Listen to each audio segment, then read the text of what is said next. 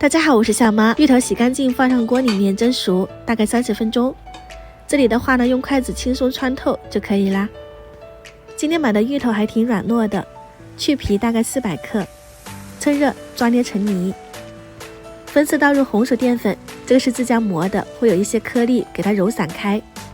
400克的芋泥，我用了1斤多的红薯淀粉，揉到最后成团不散开就可以啦，放一旁备用。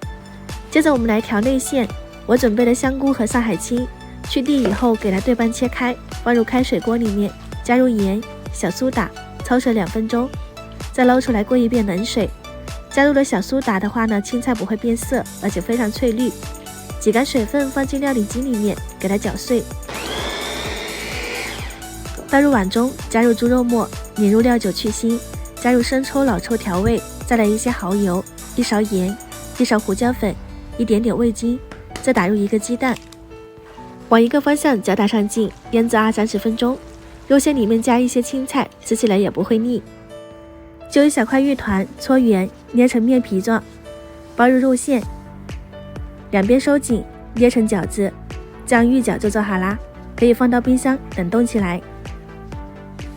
水开下入饺子，煮浮起来以后再煮3到5分钟，这里要久煮一点，完全熟透就可以捞出来，放入面汤里面。吃惯了传统水饺，试一下这个薯粉芋饺也不错，加入一些辣油，吃起来更带劲。外皮 Q 弹有嚼劲，里面肉馅鲜香味美，喜欢的话呢，可以收藏起来试一下哦。我们下期再见。